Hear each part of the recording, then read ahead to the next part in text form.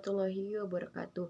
Perkenalkan, nama saya Nurul Dasari dengan NIM 0103212013 dari semester 4 PMIB. Di sini saya akan membacakan tugas hadis dengan dosen pengampu Bapak Haji Muhammad Iqbal Abdul Muin LCMA.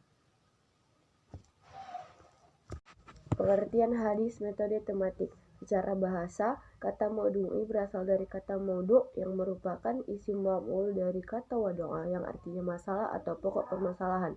Secara etimologi, kata maudu' yang terdiri dari huruf ain, dot, dan waw berarti meletakkan sesuatu atau merendahkannya, sehingga kata maudu'i merupakan lawan kata dari al-rafu yang artinya mengangkat. Pengertian maudu'i menurut terminologi adalah mengumpulkan hadis-hadis yang terpecah belah dalam kitab-kitab hadis yang terkait dengan topik tertentu, kemudian disusun dengan sebab-sebab munculnya atau dua pemahaman dalam penjelasan dan pengkajian dalam masalah tertentu. Ciri-ciri metode hadis tematik. Yang pertama, menghimpun hadis-hadis yang membicarakan satu topik tertentu atau permasalahan tertentu. Yang kedua, memahami makna dari masing-masing hadis. Yang ketiga, memahami hadis secara komprehensif dengan menggunakan pendekatan tematik. Hadis manusia sebagai makhluk sosial. Bismillahirrahmanirrahim.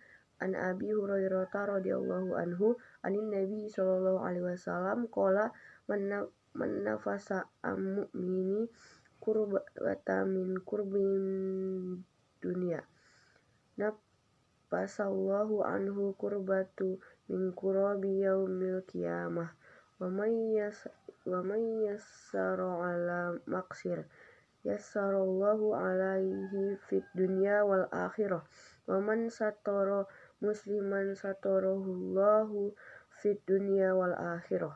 Wallahu fi aunil abdi ma kana abdu fi auni ahih wa man salaka tariqul yaltamisu fihi ilman sahhalallahu lahu bihi tariqan ilal jannah wa majtama'a qaumun fi baitin min buyutillahi yasluna kitaballahi wa yatadarasunahu bainahum illa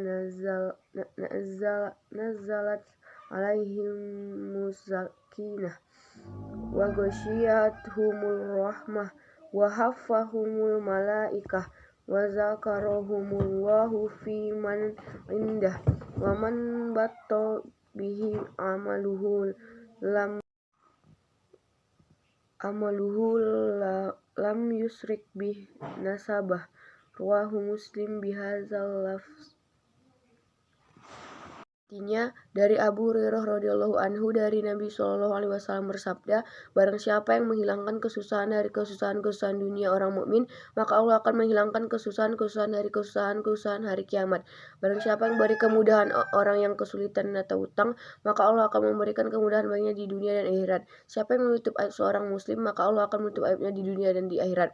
Siapa yang menolong saudaranya, maka Allah akan menolongnya sebagaimana ia menolong saudaranya. Barang siapa yang menempuh perjalanan dalam rangka menuntut ilmu, maka Allah akan memudahkan baginya jalan menuju surga. Tidaklah berkumpul sekelompok orang di salah satu rumah Allah atau masjid untuk membaca kitabullah dan saling mempelajarinya di antara mereka, melainkan akan turun kepada mereka ketenangan, rahmat meliputinya, para malaikat mengelilinginya, dan Allah menyanjungnya nama kepada malaikat yang ada di sisinya. Barang siapa yang lambat amalnya, maka tidak akan bisa dikejar oleh nasabnya, garis keturunannya yang mulia. Hadis riwayat Muslim Arba'in Nawawi. Pelajaran yang terdapat dalam hadis. Yang pertama, siapa yang membantu seorang muslim dalam menyelesaikan kesulitannya, maka akan didapatkan pada hari kiamat sebagai tabungannya yang akan memudahkan kesulitan di hari yang sangat sulit tersebut. Yang kedua, sesungguhnya pembalasan di sisi Allah Ta'ala sesuai dengan jenis perbuatannya. Yang ketiga, berbuat baik kepada makhluk merupakan cara untuk mendapatkan kecintaan Allah Subhanahu wa Ta'ala. Yang keempat, membenarkan niat dalam rangka mencari ilmu dan ikhlas di dalamnya agar tidak menggugurkan pahala sehingga amalnya dan kesungguhan sia-sia. 5. Memohon pertolongan kepada Allah Ta'ala dalam kemudahan darinya kepada ketaatan tidak ada terlaksana kecuali karena kemudahan dan kasih sayangnya. Yang keenam, selalu membaca Al-Quran, memahaminya dan mengamalkannya. Yang ketujuh, keutamaan duduk di rumah Allah untuk mengkaji ilmu. Hadis yang berkenaan dengan akhlak. Bismillahirrahmanirrahim. Qala al-Imamul Bukhari rahimahullah. Haddatsana Abdullah ibnu Yusuf. Akhbarona Malik an-Nafi an Abdullah ibni Umar radhiyallahu anhuma. Anna Rasulullah sallallahu alaihi wasallam ra'a busaqan fil hidaril kiblatil faqhaq qahu summa aqbala 'alan nasi faqala idza kana ahadukum yusolli fala yabsuku qibala wajhihi fa innallaha qibala wajhihi idza sholla. Sahih Al-Bukhari, hadis nomor 391.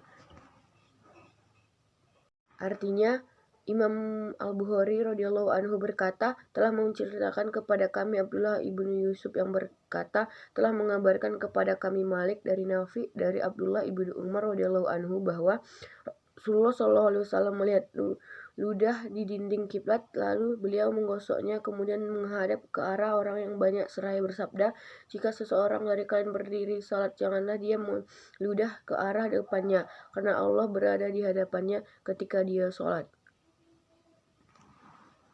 Pesan hadis yang pertama, jika terdapat sesuatu kesalahan maka perbaikilah. Yang kedua, jika bisa lakukan sendiri perbaikan itu. Yang ketiga, jika terjadi sesuatu kesalahan yang umum, tidak perlu mencari tahu siapa pelakunya, cukup untuk mengingatkan dan memperbaikinya. Hadis tentang perpecahan umat Islam. Bismillahirrahmanirrahim.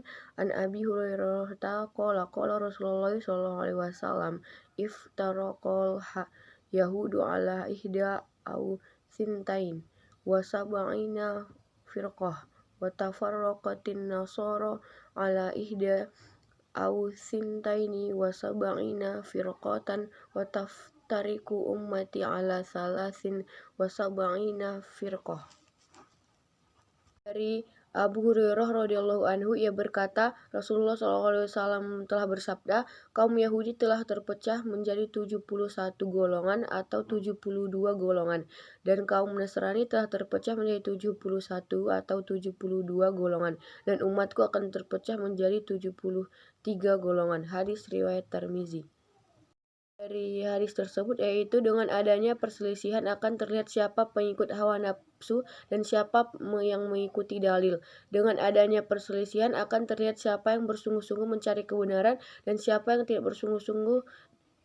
Dengan adanya perselisihan akan terlihat siapa yang memang dia tajrid al-mutaba'ah luar biasa kepada Allah dan Rasulnya, dan siapa yang ternyata lebih mengikuti agama nenek moyangnya. Tentang ciri-ciri orang munafik. Bismillahirrahmanirrahim. Arba'u man kunna fi kana munafiqan aw kanat fihi haslatu min arba'atin kanat fihi haslatu minan nafaq minan nifaq hatta yada'aha iza haddatsa kazab wa iza ada ahlak wa iza ahada qadar wa iza khazama fajar. Ada 4 hal yang ada pada diri orang munafik atau 4 perkara yang menjadi sifat orang munafik sampai ia meninggalkannya. Yang pertama, jika ia bicara ia berdusta. Yang kedua, jika ia berjanji ia ingkari. Yang ketiga, jika ia membuat perjanjian ia berkhianat. Yang keempat, jika ia bertikai ia berbuat curang. Perawi Abdullah ibn Amr bin Al-As, ulama hadis Al-Bukhari. Nama kitab Sahih Al-Bukhari nomor 2499, derajat hadis sahih. Itu oleh karena itu kita harus menjauhi sifat orang yang munafik, sebab akan berakibat fatal bagi kehidupan manusia, baik di dunia maupun di akhirat. Di antaranya mendapat balasan dari Allah Subhanahu wa taala, yaitu dimasukkan ke neraka, dan orang munafik kalau di akhirat akan dipisahkan dari orang yang beriman. Allah Subhanahu wa taala sangat membenci orang munafik karena mereka memperlihatkan sifat dan sikap mendua antara iman dan tidak. Maka sudah wajibnya seorang beriman dapat menyatukan juga antara iman dan amal, tidak bertolak belakang, apalagi berlawanan arah. Tentang siapa yang melihat kemungkaran hendaklah ia merubahnya. Bismillahirrahmanirrahim. An Abi Sa'idil Khudri radhiyallahu anhu qala sami'tu Rasulillah sallallahu alaihi wasallam yaqulu man ra'a minkum munkara falyughayyiruhu biyadihi fa illam yastati fa bilisanih fa illam yastati fa biqalbihi wa zalika ad'afu iman. Rawahu Muslim.